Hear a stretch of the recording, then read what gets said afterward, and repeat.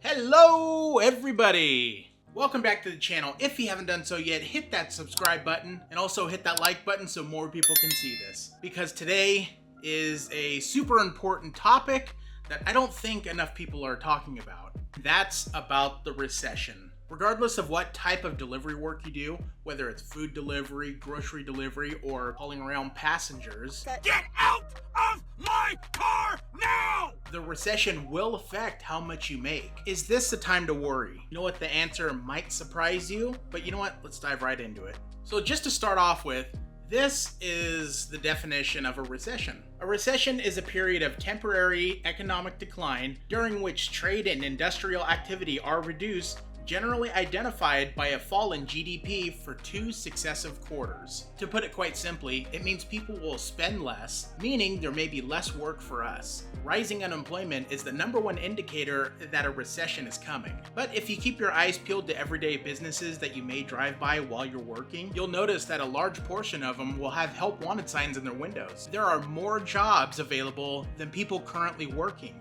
A great video I suggest is one by the Wall Street Journal talking about the uniqueness of this oncoming recession. I'll put the link in the description below. Okay, Mr. Smarty Pants, I hear you saying, if there are so many jobs, what exactly is causing this downturn? I'd wager to guess that you already know the answer to that. The news is currently not talking about what travesty it is to have so many jobs and such low unemployment rates. And honestly, it's something you deal with every day. We take inflation very seriously. Economists call all these things transitory effects. These one-time increases in prices are likely to have only transitory effects on inflation. $100 at the grocery store isn't going to get you as much as it did just a few years ago. But the way the federal government is combating this is by raising their interest rates. To quote Forbes.com, the goal is to increase the cost of credit throughout the economy, meaning higher interest rates, making loans more expensive for both businesses and consumers, end quote. Basically, they want less people and businesses to be borrowing money. Obviously, this should go without saying, but that explanation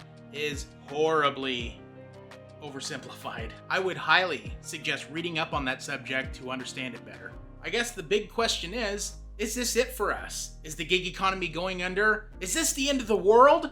Absolutely fucking not. A recession is pretty commonplace in our modern society. But that doesn't mean it's not going to affect you though. Regardless of your financial situation, you should be preparing for this. In fact, you should have been preparing for it way back when the pandemic started, when we were all making that money. But you know what? No need to worry, I got you covered. The first thing you can do, you can start this right away, is set a budget and live below your means. This one should be a no-brainer, but you'd be amazed how many people just can't do this. Right away, get rid of any unnecessary spending you have. Do you really need 10 different streaming services? Do you need to buy that $7 coffee every single day? Why are you buying lunch when you can just pack it from home? You get the point. Your customers may be going through the same setbacks as you are. I get it though. Setting a budget can be stressful and actually really hard to follow, but it can be done. Just a side note before we continue, I'll be using fictional figures to demonstrate a good baseline to how you should be setting up your budget. This does not reflect any research,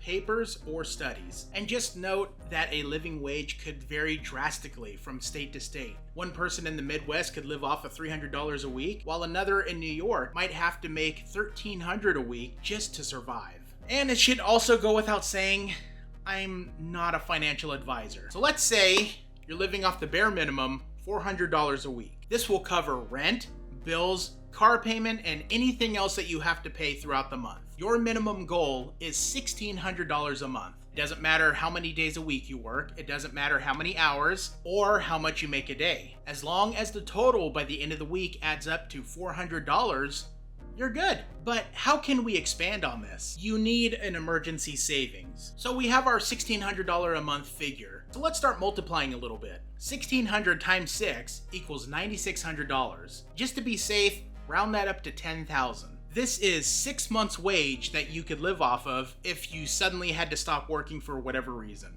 A very good rule of thumb is to have 3 to 6 months saved up. Now, if 6 months or $10,000 is too daunting for you, Start with 3 months and then work your way up from there. Now, after tightening your belt and setting a budget, the easiest way to start saving up $100 a week is fairly simple, especially in this line of work. Work more, generate more income. Instead of aiming low for $400 a week, try to aim for $500 or an extra $50 a day. That's an extra $250 a week. If you manage to pull that off, in 40 weeks, you'd have $10,000 saved up. Staying motivated is key. During a recession, you have to be prepared to work harder to achieve the same results as you did before the recession.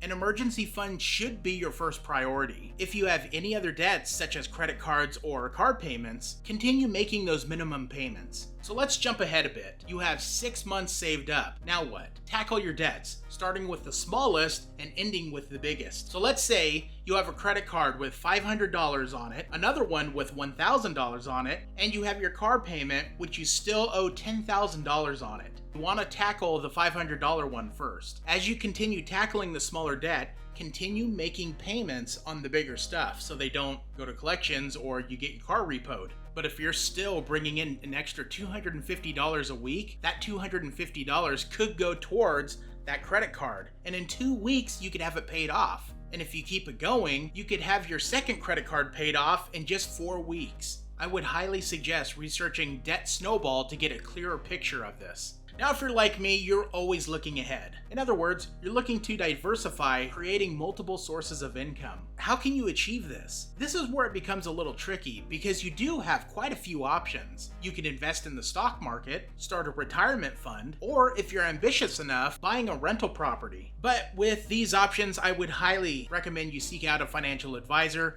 Please don't go off of what I'm saying. Get with a professional first. Now just remember, all of this stuff doesn't just apply to gig workers. This applies to everyone who works for a living. Make sure you have an emergency savings, make sure your debt is under control, and make your extra income work for you in different ways, such as earning interest or collecting dividend payments. Let me know down in the comments what you're doing to prepare for this oncoming recession. I've laid out the blueprint for you. Now you just gotta follow it, make your tweaks, and make it work for you. As always, thank you guys for joining me. Make sure you hit the subscribe button, leave a like on this video, and, well, you can share it to people who just don't know how to set a budget. Have a wonderful day, a wonderful night. My name is Dennis, and I'll see you in the action-packed, very informative, fun video.